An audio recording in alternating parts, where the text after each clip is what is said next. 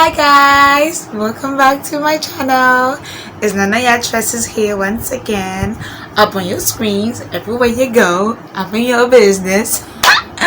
Anyway, if you're new, make sure you subscribe to my channel. My name is NanaYaa and I am your certified hair coach. Yes, certified by me. If you're old, thank you so much for joining me once again. You know, I love my TressGang so much because you guys have been holding me down and keeping me going and making me want to provide more beautiful content for all you people out there. Anyway, so today I wanted to address a very frequently asked question that I have been receiving, and also this could also even help some of you old subscribers to know what to do when you are starting a hair journey. So this video is all you need to know before you start a hair journey, so stay tuned. Okay, so first things first, before you start a hair journey, your question should be, why do you want to start a hair journey? Do you want to start a hair journey for purposes of growth, length, health? Like, you should have your reason. You should always have an aim, an objective, and once you know why you want to start, you should have a hair goal in mind. That I want to be able to get to, let's say, armpit length or bra strap length or waist length. So the first thing is to know why you are starting and where you want to get to. Then based on that, you can formulate everything else in between to match your goal. Okay, so after you're done deciding what your goals should be, you should test your hair. I know this sounds so complicated, and whenever people reach out to me, I tell them, have you tested your hair? Okay, so someone will be like, so how exactly do I test my hair? You have to test your hair for porosity. You have to test your hair type. You have to check what your hair type is, because certain products work best with thicker or tighter curls and coils as compared to the looser ones, and vice versa. There are some products that work best for people with looser, wavier textures, you know, in that scenario. Also helps inform your method. When it comes to moisturizing and sealing, there are certain methods that best work for people with a certain porosity type and a certain hair type, and the other method also works for the other end of the spectrum. So you should test your hair for the porosity, for the density, for the coarseness, and then for the curl, how tight or loose your curls are. This helps a lot when you're choosing products. It helps a lot when you're implementing certain methods in your hair. It helps a lot when you're putting certain treatments in your hair. Whatever you do to your hair, these things generally would influence what you're supposed to do. Do you understand? Then before you come to how healthy or how damaged your hair is, then you can also furthermore filter it down and then structure your hair regimen to suit that. Okay, so if you see me looking down, my notes are down, so don't worry about it. So another thing you're supposed to do is to do your research. So after you test your hair, and then let me use myself as an example. Okay, when I tested my hair, I know that I have low porosity hair. Even though my hair is relaxed, I have low porosity hair. I have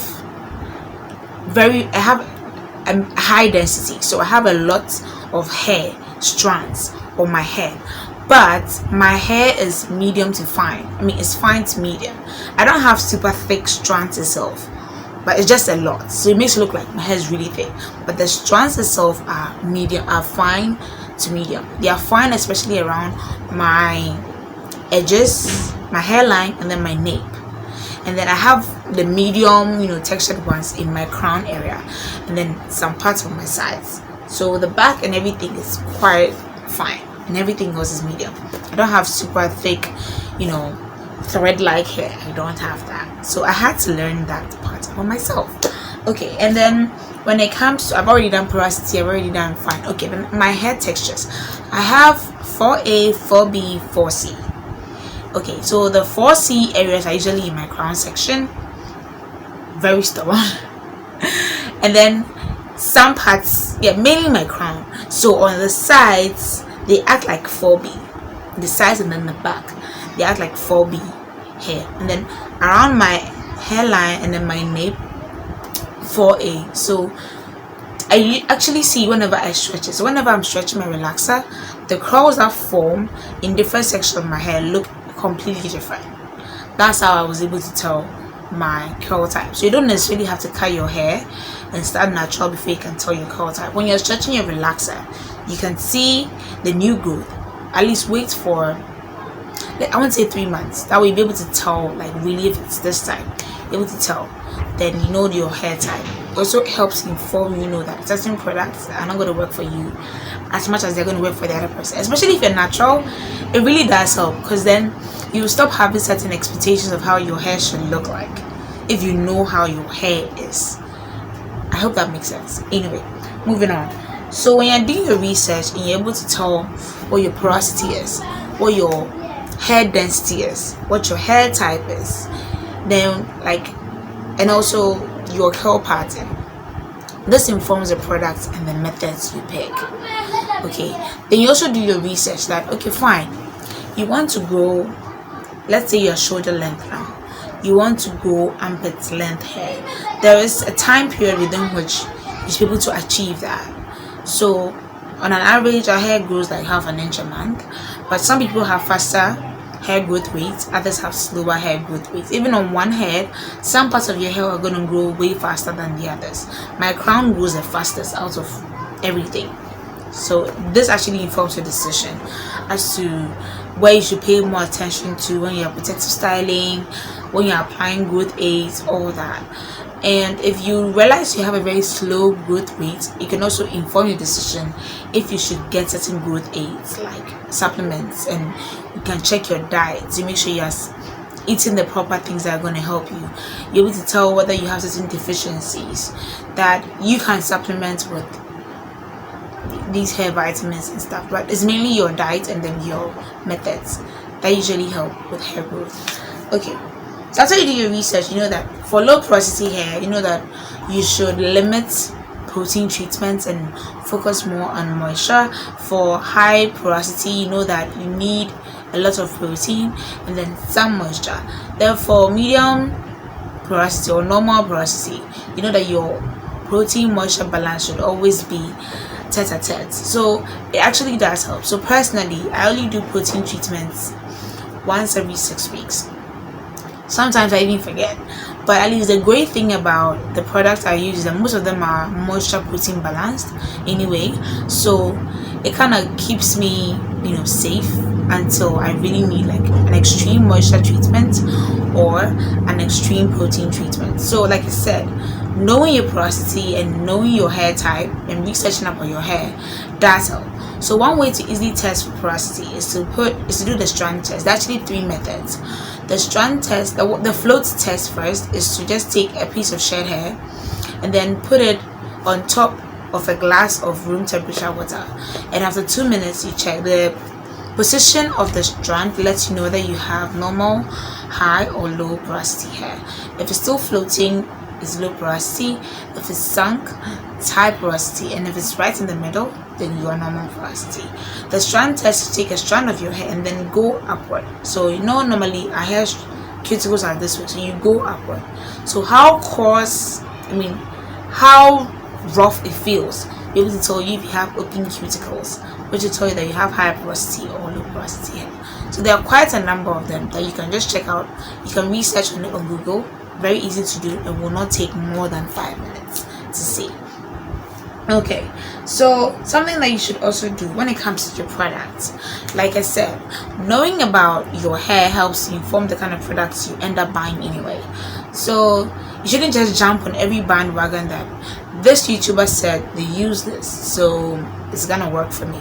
No, you have to know whether the YouTuber you're watching has a certain kind of porosity hair and matches you. Sometimes you may have the exact type of hair, but everybody's hair just responds differently.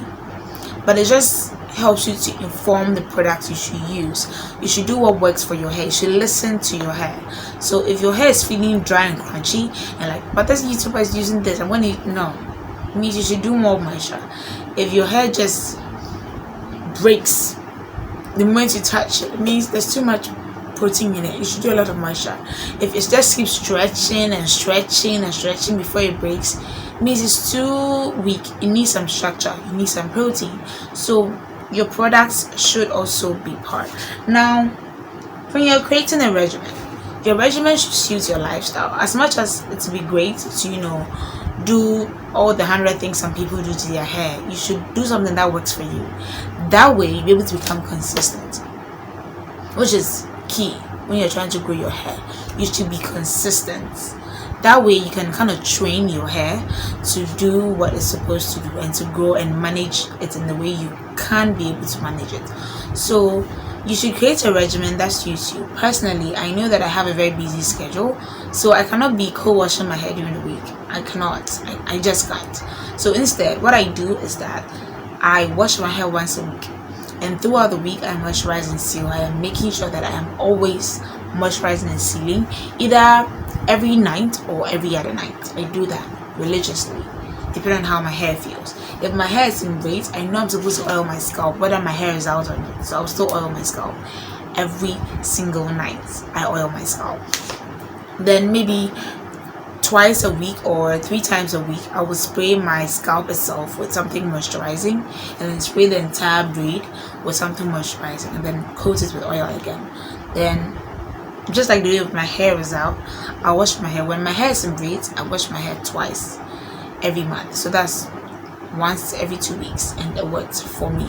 So you should be able to figure out what will work for your lifestyle, what will suit you, and also suit your hair, and then make sure you stick to it. So something else that you should also consider is consistency. You should be super consistent, because before you can see results, you need to be doing the same thing over and over and over and over again until the damage is reverted, and then a new growth can come in. So until the damage is reverted, you should make sure you're consistent with your regimen. Do not stop, do not quit, just hang in there, and eventually you begin to see results. So consistency is key. I hope this video was helpful to any beginner who wants to start a hair regimen. If you have any further questions, just leave them in the description, in the comment section down below. I'll also be leaving a link to my Instagram in the description box. You can also reach me there when I'm not here on YouTube, and I'll make sure I attend to that immediately. As always, NanaYaa.